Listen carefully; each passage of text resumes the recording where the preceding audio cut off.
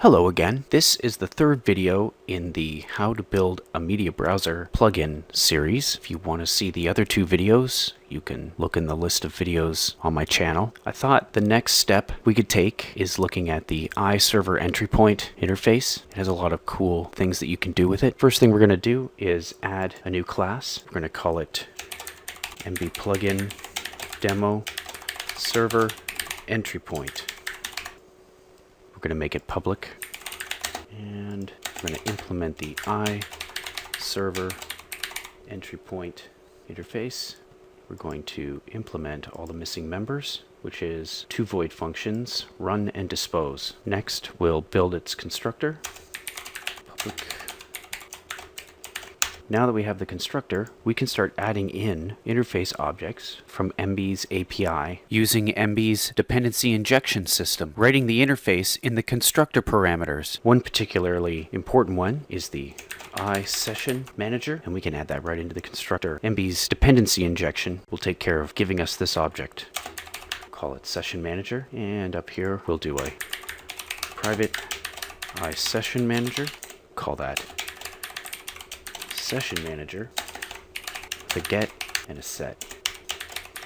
Session manager equals the session manager object that was brought into the class. What can we do with the session manager? Down here in our run function, we can wire up quite a few interesting events. Session manager, click on events. We get authentication failed, authentication succeeded when a user is trying to access the server, capabilities changed, playback progress, playback started, playback stopped. Let's try playback started. Tab twice.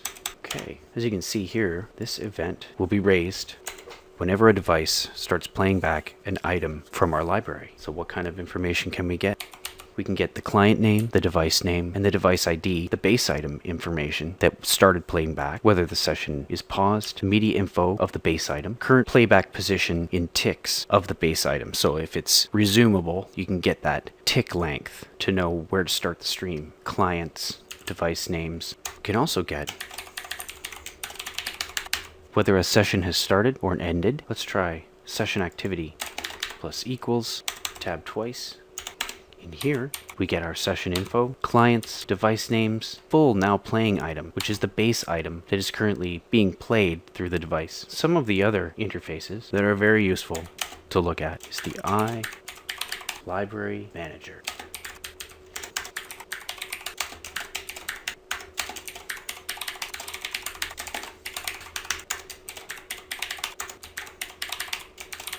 Let's take a look at the library manager.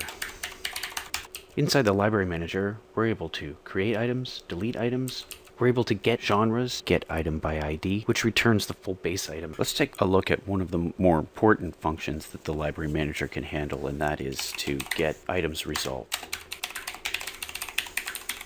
Inside our item result, we're going to use a new internal items query. Here, we can request certain items from our library, things like include, item types. We can change this to episode collection. This will go from our top tier and find all the episodes in our library. There's also some interesting ways to request episodes specifically by name, or with the name less than, starts with, or greater. Once our request comes back, we can for each through our episode collection. Episode collection items. Here, we will get all of our base items, specifically names, production years, production locations, if that information is in the metadata, etc. There is one more interface which is perhaps the most important, the iLog manager. We're going to write iLogger and call it log. We'll say that the log is equal to log manager get logger. Now, remember back when we first started, we created a static plugin instance so that would make it easier to get this object in other classes. Well, here, now we can write plugin instance and get the name. Now our log entries will be labeled with the name of our plugin. The great thing about the iServerEntry point is that you can add this to any one of your classes. Here, our class Emby plugin demo server entry point is just an example. You can add as many iServerEntry points to as many classes as you want. Any class with the iServerEntry point implemented will immediately start up when the Emby service starts. That's it for this one. See you next time.